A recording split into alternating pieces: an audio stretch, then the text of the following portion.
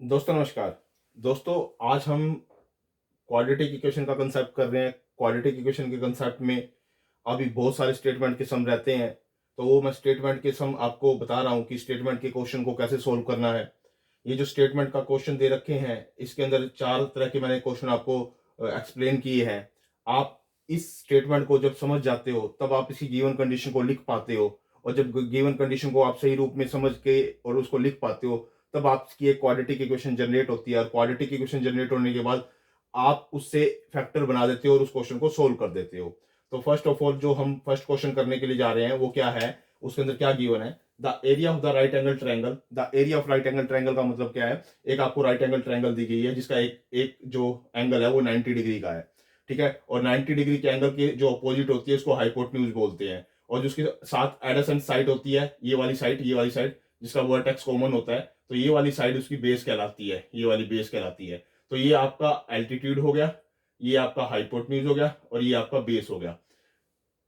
जो ट्रायंगल का एरिया दे रखा है राइट एंगल ट्रायंगल का वो 600 सेंटीमीटर स्क्वायर दे रखा है। If the base of the triangles exceed the altitude by 10 centimetre, मतलब ये कहने की कोशिश कर रहा है कि एल्टीट्यूड से उसका बेस 10 ज्यादा है। अगर एक्सीड कर रहा है 10 ज्यादा, तो इसका मतलब हमें क्या होगा कि एल्टीट्यूड को हमें एज्यूम करना पड़ेगा। एक्स मान लो, वाई मान लो, जेड मान लो, जो भी आपको सुपीरियर वेरिएबल लगता है वो आपने एज्यूम करना है। तो मैंने एल्टीट्यूड को मैंने एक्स एज्यूम कर लिया, तो उसके एज पर कंडीशन क्या देखा, 10 सेंटीमीटर ज्यादा है उसका बेस, तो मैंने 10 सेंटीमीटर उसका बेस ज्यादा लिख लिया, जिसको बीसी मैंने यहाँ पे जो इसका जो एल्टीट्यूड है वो एक्स हो गया। और जो यहाँ ए बी है, जो हमारे पास ये ए बी है, ए बी है, वो मेरे पास क्या आ गया, एक्स प्लस में 10 आ गया, क्योंकि ए बी मैंने बेस ले रखा है। अब इसका एरिया निकालने का फॉर्मूला क्या होता है, 1/2 बेस इंटू में हाइट। 1/2 बेस इंटू हाइट का मतलब क्या होता है, ये 1/2 और बेस इंटू में हाइट। हाइट का मतलब एल्टीट्यूड। ठीक है, आपने 1/2 लिया, बेस लिया और हाइट लिया। एरिया आपने यहाँ पे लिख दिया 600, जो 600 सेंटीमीटर स्क्वायर है, is equal to 1/2 x plus में 10 इंटू में एक्स। अब आप इस एक्स के अंदर मल्टीप्लीकेशन कर दो यहाँ पे। जैसे ही मल्टीप्लीकेशन कर दी तो आपके पास ही आया, और जो ये 2 को है आप क्रॉस मल्टीप्लीकेशन उधर कर दो, तो 1200 is equal to x square plus में 10 आया। अब 1200 को आप इधर ले आओ, 1200 को आप इधर ले आए तो आपके पास ये क्वाड्रेटिक इक्वेशन जनरेट होगी। अब आप यहाँ पे स्प्लिटिंग मेथड से इसके दो फैक्टर बना लीजिए। ये 10x दे रखा है, 10x के जो स्प्लिटिंग मेथड से दो फैक्टर बनाने हैं कि उनकी मल्टीप्लीकेशन करे तो -12x² आए, 1200x² आए, और एडिशन करे तो 10x आए। तो ऐसे दो ही फैक्टर हैं, 40x और माइनस में 30x। तो मैंने 40x और माइनस में 30x इसके दो फैक्टर बना लिए। अब इसके बाद मैंने इसमें से कॉमन लेना है, इसमें से मैंने x कॉमन लिया तो x प्लस में 40 आ गया। इन दोनों में से मैंने कॉमन लिया तो माइनस का 30 कॉमन है, x प्लस में 40 आ गया। एक तो बन गया x प्लस में 40 और एक बन गया x माइनस में 30, इसके दो फैक्टर बन गए। इन दोनों को मैंने जीरो के इक्वल रख दिया, तो यहाँ से वैल्यू x की 30 आ गई और x की आ गई -40। नेगेटिव वैल्यू को लेंगे नहीं, हमारा पॉजिटिव आंसर आ जाएगा x 30। ये 30 होगा तो ये 40 होगा, 30 और 40 का इस पे हाइपोटेन्यूज का वो पाइथागोरस थ्योरम लगा के तो हाइपोटेन्यूज भी आप डिफाइन कर सकते हो, s square is equal to base का स्क्वायर और परपेंडिकुलर का स्क्वायर। ये फॉर्मूला लगा के आप इसकी हाइट की वैल्यू भी निकाल सकते हो। यहाँ 30 पुट करोगे, ये 40 हो जाएगी, इन दोनों के स्क्वायर का सम इसके बराबर आ जाएगा। ठीक है, आप इसका स्क्वायर हो जाएगा। तो अगला क्या है, जैसे अगला क्वेश्चन भी स्टेटमेंट का सम है, तो वो क्या कहता है, the perimeter of the rectangle field is. अब पेरीमीटर दे रखा है किसी भी रेक्टेंगल, सपोज करो मैंने ये रेक्टेंगल मान ली। रेक्टेंगल क्या होती है, जिसके 90 डिग्री के एंगल होता है, 90 डिग्री के एंगल्स होते हैं, साथ में जो अपोजिट साइड होती है वो इक्वल और पैरेलल होती है। ये दोनों अपोजिट साइड है और इक्वल एंड पैरेलल है, और ये लेंथ मैंने अज्यूम कर ली, ये इसकी ब्रेथ होगी।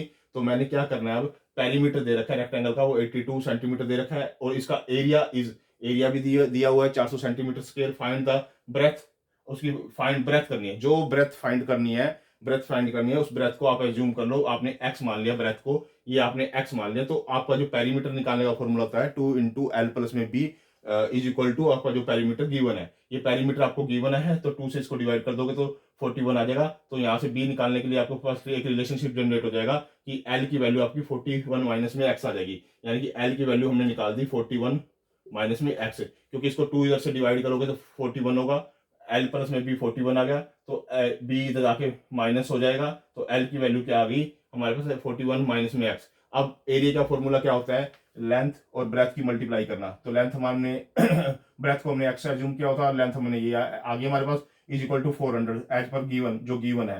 तो इन दोनों की मल्टीप्लाई क्वेश्चन करो, इसकी मल्टीप्लाई आप इसके साथ करो, इसकी मल्टीप्लिकेशन आप इसके साथ करो, दोनों की मल्टीप्लिकेशन करने के बाद आप एरिया के इक्वल जो कि गिवन है उसके इक्वल रख दो। अब आप क्या करो, इन दोनों टर्म्स को आप इस साइड ले आओ, ले आए राइट हैंड साइड जब ट्रांसपोज कर दिया तो आपके पास इक्वेशन कन्वर्ट होकर आपके पास ये आ गई।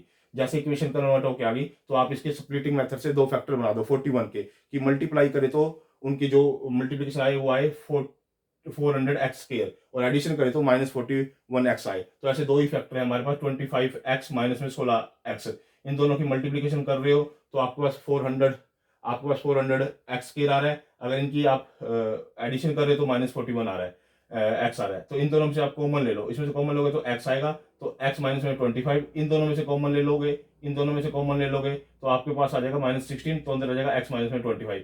एक तो दोनों में कॉमन x माइनस में 25 है, x माइनस 25 आ जाएगा, और एक आ जाएगा x माइनस में 16, x माइनस में 16, दोनों को जीरो के इक्वल रख दो तो इसके दोनों वैल्यू आ जाएगी, एक x की वैल्यू आ जाएगी 25 और एक x की वैल्यू आ जाएगी 16। हमारे ये दो क्वेश्चन सोल्व हो गए हैं। अब तीसरे क्वेश्चन पे आ जाओ। तीसरे क्वेश्चन के अंदर क्या दे रखा है, the length of the sides of the forming right angle of a right angle triangle are 5 centimetre and 3x minus में 1 सेंटीमीटर। तो ये if the area of the triangle is area of दे रखा है। अब देखो एरिया ऑफ ट्रायंगल दे रखा है, यानी कि 1/2 बेस इंटू में हाइट, हमारे को एरिया दे रखा है क्या 60 centimetre square. Find its hypotenuse, हमें ये निकाल के आनी है, ये निकाल के आनी है। अब हमारे को क्या क्या दे रखा है, देखो ट्रायंगल का, ये राइट एंगल ट्रायंगल्स का हमें 5x और एक क्या दे रखा है, एक हमारे को ये दे रखी है लेंथ। हमारे को ये जो दो चीजें दे रखी है वो हमने 5x और 3x माइनस में 1 मैंने ये लिख लिया, आपको ये दो चीजें लिख ली। अब मेरे को एरिया निकालने का फॉर्मूला क्या होता है, 1/2 बेस इंटू में हाइट। ये बेस की वैल्यू ले ली मैंने और ये हाइट की वैल्यू ले ली, और ये 1/2 मैंने इसके साथ लिखता है। तो एरिया हमारे को गिवन है 60 सेंटीमीटर, तो मैंने 60 सेंटीमीटर के इक्वल रख दिया। ये 2 इधर आके मल्टीप्लाई हो गया, क्रॉस मल्टीप्लाई 120 हो गया। इसको 5x को अंदर मल्टीप्लाई कर दो तो 15x स्क्वायर माइनस में 5x इज इक्वल टू 120। जैसे ही हमारे पास 120 आया तो आप इसमें से 5 कॉमन ले सकते हो, 5 कॉमन लिया तो आपके पास ये इक्वेशन आ गई। 5 से इसको डिवाइड किया तो ये 24 हो गया। अब 24 को आप इधर ले आओ, ट्रांसपोज करके लेफ्ट हैंड साइड ले आओ। तो लेफ्ट हैंड साइड लेने आने के बाद अब इसके फैक्टर बनाओ स्प्लिटिंग मेथड से, कि मल्टीप्लिकेशन करे तो -72x स्क्वायर आए और एडिशन करे तो -x आए। तो इन दोनों जब इसको स्प्लिट किया तो मैंने स्प्लिट करके ये वाले फैक्टर बना दिए, -9x प्लस में 8x। तो इसमें से आप 3x कॉमन ले लो, 3x कॉमन लिया तो x माइनस में 3 हो गया। इसमें से आप कॉमन लो आपका 8 कॉमन लो तो 8 अंदर क्या रह जाएगा आपका x माइनस में 3। अब दोनों में x माइनस में 3 है, एक तो ये आ जाएगा और एक आ जाएगा 3x प्लस में 8। 3x प्लस में 8 को 0 के इक्वल रख दो, यहाँ से जो x की वैल्यू आ जाएगी -8/3, इसको भी 0 के इक्वल रख दो, यहाँ से x की वैल्यू आ जाएगी 3। ठीक है, तो जो ये वैल्यू आई है 3, अब 3 वैल्यू को आप यहाँ पुट कर दो तो इसका बेस आ जाएगा। 3 वैल्यू को आप यहाँ पुट कर दो तो इसका ये आपका परपेंडिकुलर आ जाएगा, या आप इसको एल्टीट्यूड बोल सकते हो जो 90 डिग्री का ये है। तो अगर फिर इसके बाद जब आप इस पे थ्योरम इंप्लीमेंट करते हो, जैसे ये वैल्यू आई आपकी 8 आई और ये आपके पास आई 15, अब इसके किसके बराबर होती है, इन दोनों के स्क्वायर के प्लस के बराबर, यानी कि 15 का स्क्वायर प्लस में 8 का square is equal to h के स्क्वायर के बराबर होती है। यानी कि इस पे ये फॉर्मूला लगा दो, आप पाइथागोरस थ्योरम इंप्लीमेंट कर दो। ये जो दो वैल्यू निकली है आपकी 3 पुट करने के बाद, इसको यहाँ पुट करो, स्क्वायर करो इन दोनों का, और उसका फिर इसके स्क्वेयरिंग रूट कर देना तो h की वैल्यू आपकी आ जाएगी। ठीक है, तो ये भी क्वेश्चन आपका सोल्व हो गया। अब इसके बाद हमारे पास क्या है, फोर्थ क्वेश्चन के अंदर क्या दे रखा है, length of a rectangle.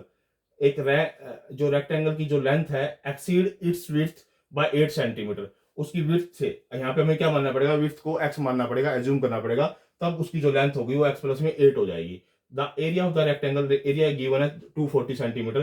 Find the dimension of the rectangle, rectangle की डायमेंशन निकालो, यानी कि लेंथ और ब्रेथ फाइंड आउट कीजिए। अब एक बताओ, एरिया निकालने का फॉर्मूला क्या होता है, लेंथ को विड्थ से मल्टीप्लाई कर दो, तो वो लेंथ और ब्रेथ की मैंने मल्टीप्लिकेशन कर दी, वो 240 लिख दिया। लेंथ हमने x मान रखी है और ब्रेथ हमने x मान रखी है, और लेंथ हमारी क्या है x प्लस में 8। इन दोनों वैल्यू को आप यहाँ पुट कर दो लेंथ और ब्रेथ की जगह।